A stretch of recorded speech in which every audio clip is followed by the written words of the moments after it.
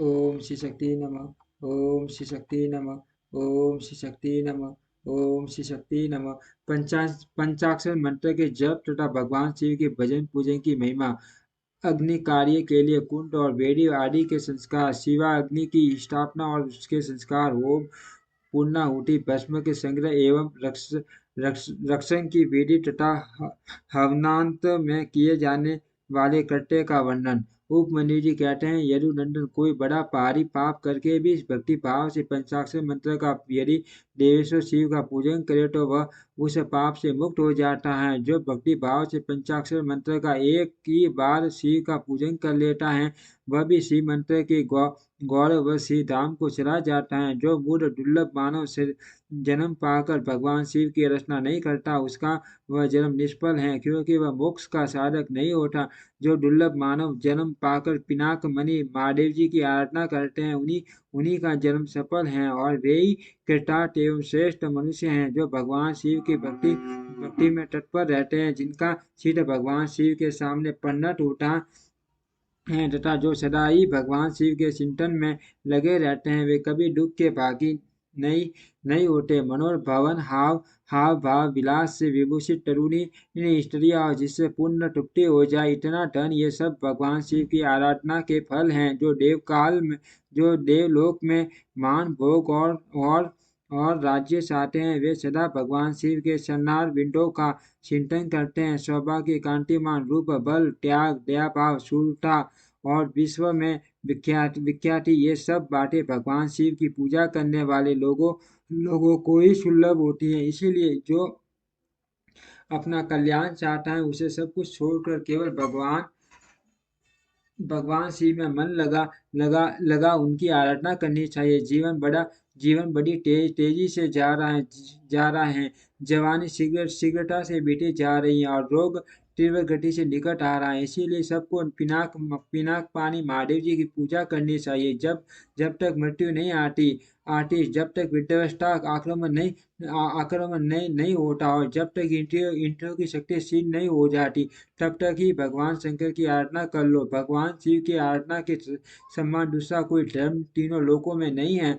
अब मैं अग्नि कार्य का वर्णन करूंगा। कुंड में स्थित स्टंडी पर वेदी में लोहे के हवन पात्र में या नूतन सुंदर मिट्टी के पात्र में विधि पूर्वक अग्नि की स्थापना करके उसका संस्कार के तत्पश्चात वहां महादेव जी की आराधना करके होम कर्म आरंभ करे। कुंड 2 या 1 हाथ लंबा चौड़ा होना चाहिए। वेदी को गोल या चौकोर बनाना चाहिए। साथ ही मंडल भी बनाना आवश्यक है। कुंड विस्तृत और गहरा होना चाहिए। उसके मध्य भाग में अष्टदल कमल अंकित करे। वह 2 या 4 अंगुल ऊंचा हो। कुंड के भीतर 2 बिट्टे की ऊंचाई पर नाभि की स्थिति बताई गई है। मध्यमा अंगुली के मध्यम और उत्तम पर्वों के बराबर मध्य भाग या कटी भाग जानना चाहिए। साधु पुरुष 24 अंगुल के बराबर एक हाथ का एक एक हाथ का दो या 4 अंगुल ऊंचा हो। कुंडल के भीतर 2 बिट्टे की ऊंचाई नाभि की स्थिति बताई गई है। मध्य अंगुली के मध्य में उत्तम पर्वों के बराबर मध्य भाग या कटी भाग जाना से साढ़े 24 अंगुल के बराबर एक हाथ का परिमाण बताते हैं। कुंड की 3, 2 या 1 मेखला होनी चाहिए। इन मेखलाओं का इस तरह निर्माण करें जिससे कुंड की शोभा बढ़े। सुंदर और चिकनी योनि बनाए, जिसकी आकृति पीपल के पत्ते की भांति अथवा हाथी के अधरोष्ट के समान हो। वो कुंड के दक्षिण या पश्चिम भाग में मेखला के बीचों बीच सुंदर योनि का निर्माण करना चाहिए। जो मेखला से कुछ नीची हो, उसका अग्र भाग कुंड की ओर हो तथा वह मेखला को कुछ छोड़कर बनाई गई हो। वेदी के वेदी के लिए ऊंचाई का कोई नियम नहीं है। वह मिट्टी या बालू की होनी चाहिए। गाय के गोबर या जल से मंडल बनाना चाहिए। पात्र का परिमाण नहीं बताया गया। कुंड और मिट्टी की वेदी को गोबर और जल से लिपना चाहिए। पात्र को धोकर तपाए तथा अन्य वस्तुओं का जल से प्रोक्षण करे। अपने अपने ग्रह सूत्रों में बताई हुई विधि के अनुसार कुंड में और वेदी पर उल्लेख उल्लेख रेखा करे। रेखाओं पर से मुट्ठी का लेकर ईशान कोण में फेंक दे। फिर अग्नि के उस आसन का कुशों अथवा पुष्पों अथवा जल से प्रोक्षण करे। तत्पश्चात पूजन और हवन के लिए सब प्रकार के द्रव्यों का संग्रह करें। ढोने योग्य वस्तुओं को ढोकर प्रोक्षिनी के जल से उनका प्रोक्षण करके उन्हें सूर्य करें। इसके बाद सूर्य कांत मणि से प्रकट काष्ठ से उत्पन्न उत्पन्न उत्पन्न श्रोत्रिय की अग्निशाला शाला में संचित अथवा दूसरी किसी उत्तम अग्नि को आधार सहित ले आए। उसे कुंड अथवा वेदी के ऊपर 3 बार प्रदक्षिणा क्रम से घुमाकर अग्नि बीज रग का उच्चारण करके उस अग्नि को उक्त कुंड या वेदी के आसन पर स्थापित कर दे। कुंड में स्थापित करना हो तो योनि मार्ग से अग्नि का साधन करे। अग्नि का आदान करे और वेदी पर अपने सामने की ओर अग्नि की स्थापना करे। योगनी प्रदेश के पास स्थित विद्वान पुरुष समस्त कुंड को अग्नि से संयुक्त करे। साथ ही यह भावना करे कि अपनी नाभि के भीतर जो अग्नि देव विराजमान है वे ही नाभिन्द्र से श्रृंगारी के रूप में निकलकर ब्रह्मा अग्नि में मंडलाकार होकर लीन हुए हैं। अग्नि पर समीरा रखने से लेकर घी के संस्कार पर्यंत सारा कार्य मंत्रज्ञ पुरुष अपने ग्रह सूत्र में बताए हुए कर्म से मूल मंत्र द्वारा संपन्न करे। तदनंतर शिव मूर्ति की पूजा करके दक्षिण पार्श्व में मंत्र या न्यास करे और ग्रथ में धेनु मुद्रा का प्रदर्शन करे। इष्टकु और स्टुवा ये दोनों धातु के बने हुए हो तो ग्रहण करने योग्य हैं, परंतु कांसी लोहे और शीशे के बने हुए स्टुवा को नहीं ग्रहण करना चाहिए। अथवा यज्ञ संबंधी काष्ठ के बने हुए स्टुवा ग्रह स्मृति या शिव शास्त्र में जो वीट हो वे भी ग्रह हैं। अथवा ब्रह्म वृक्ष पलाश या गुलर आदि के छिद्र रहित बिचले 2 पत्ते लेकर उन्हें कुश से पोसे और अग्नि में तपाकर फिर उनका प्रोक्षण करे। उन्हीं पत्तों को स्टुक और स्टुवा का रूप दे उनमें घी उठाए और अपने ग्रह सूत्र में बताए हुए क्रम से शिव बीज ओम सहित 8 बीजाक्षरों द्वारा अग्नि में आहुति दे। इससे अग्नि का संस्कार संपन्न होता है। वे बीज इस प्रकार हैं: ब्रू विष्णु वो श्रो पू डू ध्रो ये 60 है। इनमें शिव बीज ओम को सम्मिलित कर लेने पर 8 बीजाक्षर होते हैं। उपर्युक्त 60 बीज कर्मश अग्नि की 60 ज्वाओं के उनकी मध्यमा ज्वा का नाम बहुरूपा है। उसकी 3 शिखाएं हैं। उनमें से एक शिखा दक्षिण में और दूसरी वाम दिशा उत्तर में प्रज्वलित होती है और बीच वाली शिखा बीच में ही प्रकाशित होती है। ईशान कोण में जो ज्या है उसका नाम हिरण्या है। पूर्व दिशा में विद्यमान ज्या कनक नाम से प्रसिद्ध है। अग्निकोण में रक्त, नैत्य कोण में कृष्णा और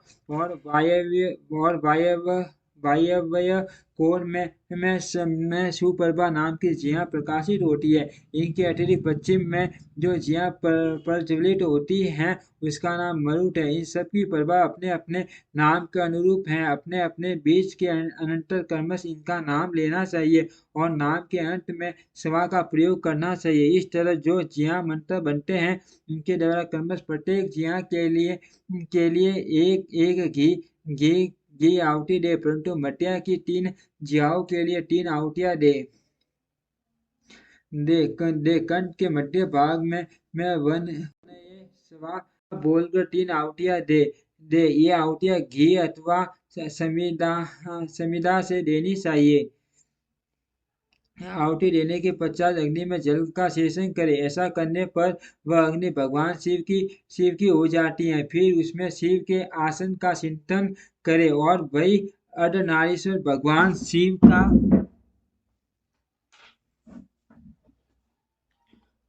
आह्वान करके पूजन करे। पाड्य अट्य आदि से लेकर दीप दान पर्यंत पूजन करके अग्नि का जल से प्रोक्षण करे। तत्पश्चात समिदाओं की आहुति दे।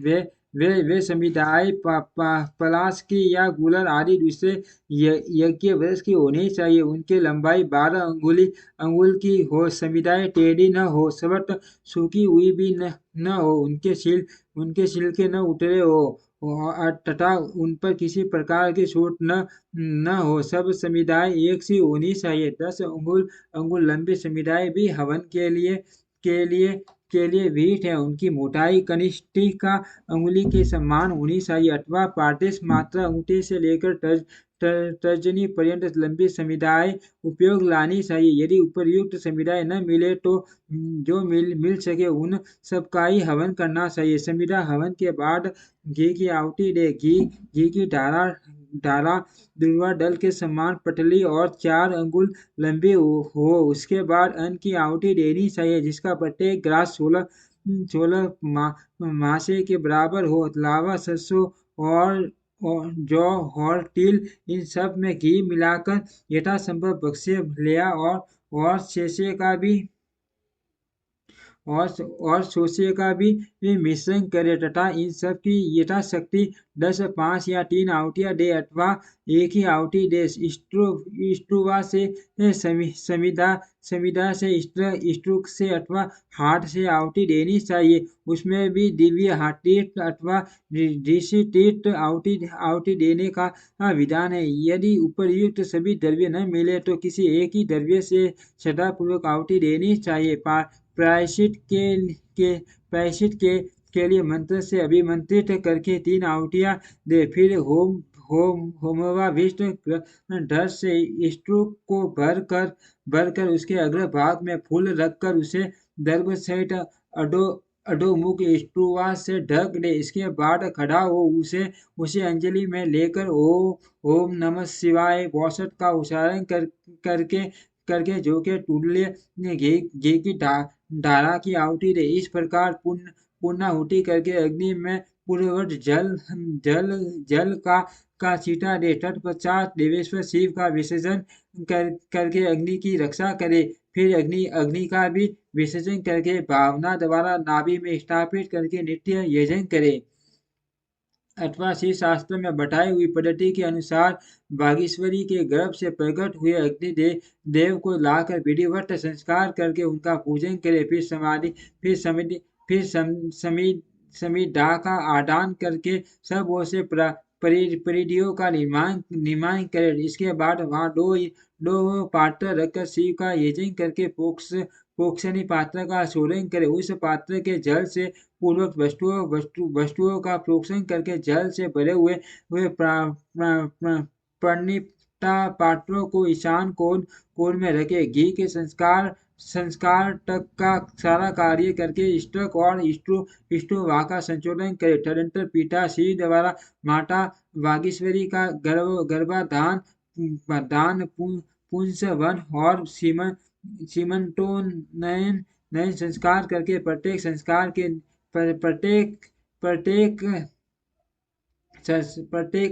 के निमित्त पटक आहुति दे और गर्भ से अग्नि के उत्पन्न होने की भावना करे। उनके 3 पैर, 60 हाथ, 4 सींग और 2 मस्तक है। मधु के समान पिंगल बंद वाले 3 नेत्र हैं। सिर पर जटाजूट और चंद्रमा का मुकुट है। उनकी अंक कांटे लाल है। लाल रंग के ही वस्त्र, चंदन माला और आभूषण उनकी शोभा बढ़ाते हैं। सब लक्षणों से संपन्न योग्य पवित्र धारी तथा त्रिगुण मेखला से युक्त हैं। उनके दाएं हाथ में शक्ति है, स्ट्रुक और स्टुवा हैं तथा बाएं हाथों में तोमर टाट का पंखा और घी से भरा हुआ पात्र है। इस आकृति में उत्पन्न हुए अग्निदेव का ध्यान करके उनका जात कर्म संस्कार के तत्पश्चात नाल छेदन करके छूतक की शुद्धि करे। फिर आहुति देकर उस शिव संबंधी अग्नि का ऋषि नाम रखे। इसके बाद माता पिता का विसर्जन करके शुदा कर्म और उपनयन आदि से लेकर आपतोर या पर्यंत संस्कार के तत्पश्चात घृत धारा आदि का होम करके श्रेष्ठ कर्त होम करे। इसके बाद रह बीज का उच्चारण करके अग्नि का जल का सीटा डाले। फिर ब्रह्मा विष्णु शिव इस लोकेश्वरन लोकेश्वर गण और उनके अस्त्रों का सब और क्रमश पूजन करके धूप दीप आदि की सिद्धि के लिए अग्नि को अलग निकाल कर कर्म विधि का ज्ञाता पुरुष पुण्य गर्त युक्त पूर्वोक्त होम द्रव्य तैयार करके अग्नि में आसन की कल्पना भावना करे और उस पर पूर्ववत महादेव और महादेवी का आह्वान पूजन करके पुण्य उठी पर्यंत सब कार्य संपन्न करे। अथवा अपने आश्रम के लिए शास्त्रविहित अग्निहोत्र कर्म करके उसे भगवान शिव को समर्पित करे। शिवाश्रमी पुरुष इन सब बातों को समझकर होम कर्म करे। इसके लिए दूसरी कोई विधि नहीं है। अग्नि का भस्म संग्रहणीय है। अग्निहोत्र कर्म का भस्म भी संग्रह करने के योग्य है। वैवाहिक अग्नि का भस्म भी जो परिपक्व पवित्र एवं सुगंधित वो संग्रह करके रखना चाहिए। कपिला गाय का वह गोबर जो गिरते समय आकाश में ही दोनों हाथों पर रोक लिया गया हो उत्तम माना गया है। वह यदि अधिक गीला व अधिक कड़ा न हो दुर्गंध युक्त और सूखा हुआ न हो तो अच्छा माना गया है। यदि वह पृथ्वी पर गिर गया हो तो उसमें से ऊपर और नीचे की हिस्से को त्याग कर बीच का भाग ले उस गोबर का पिंड बनाकर उसे शिवाग्नि आदि में मूल मंत्र के उच्चारण पूर्वक छोड़ दे। जब वह पक जाए तब उसे निकाल ले। उसमें जितना अध पका हो उसको और जो भाग बहुत अधिक पक गया हो उसको भी त्याग कर श्वेत भस्म ले और उसे घोट कर शून्य बना ले। इसके बाद उसे भस्म रखने के पात्र में रख दे। भस्म पात्र धातु का, लकड़ी का, मिट्टी का, पत्थर का अथवा और किसी भी वस्तु का बनवा ले। वह देखने में सुंदर होना चाहिए। उसमें रखे हुए भस्म को धन की भांति किसी भी शुभ सूर्य एवं समतल स्थान में रखे। किसी किसी अयोग्य या अपवित्र के हाथ में भस्म न दे। जिसे अपवित्र स्थान में भी न डाले। जिसे के अंगों से उसका स्पर्श न करे। भस्म की न तो उपेक्षा करे और न उसे लांगे। शास्त्रोक्त समय पर उस पात्र से भस्म लेकर मंत्रोच्चारण पूर्वक अपने ललाट आदि में लगाए। दूसरे समय में उसका उपयोग न करे और न अयोग्य व्यक्तियों के हाथ में उसे दे। भगवान शिव का विसर्जन न हुआ हो तभी भस्म संग्रह कर ले, क्योंकि विसर्जन के बाद उस पर चंड का अधिकार हो जाता है। जब अग्नि कार्य संपन्न कर लिया जाए तब शिव शास्त्रोक्त मार्ग से अथवा अपने ग्रह सूत्रों में बताई हुई विधि से बलि कर्म करे। तदंतर अच्छी तरह लिपे पुटे मंडल में विदासन को बिछा कर विद्या कोष की स्थापना करके कर्मश पुष्प आदि के द्वारा यजन करे। विद्या के सामने गुरु का भी मंडल बनाकर वहां श्रेष्ठ आसन रखे और उस पर पुष्प आदि के द्वारा गुरु की पूजा करे। तदंतर पूजनीय पुरुषों की पूजा करे और भूखों को भोजन कराए। इसके बाद स्वयं शिवपूर्वक शुद्ध अन्न भोजन करे।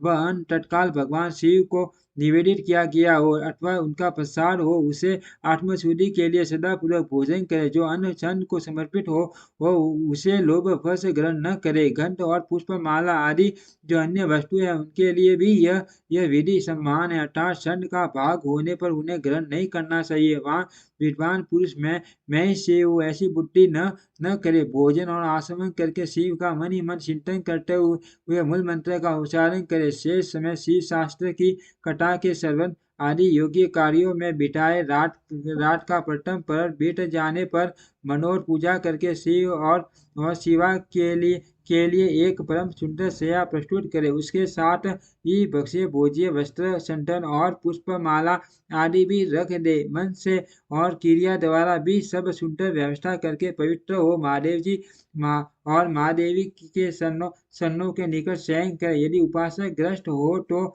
वह हो तो वह अपनी पत्नी के साथ शयन करे, जो ग्रस्त न हो वे अकेले ही सोए। उस काल आया जान मन ही मन पार्वती देवी तथा पार्षदों सहित अविनाशी भगवान शिव को प्रणाम करके लोग देश कालोचित कार्य तथा श्वास आदि करते पुण्य करे। फिर यथाशक्ति शंख आदि वाद्यों की दिव्य ध्वनियों से महादेव और महादेवी को जगाए। इसके बाद उस समय खिले हुए परम सुगंधित पुष्पों द्वारा शिवा और शिव की पूजा करके पूर्वक कार्य आरंभ करे।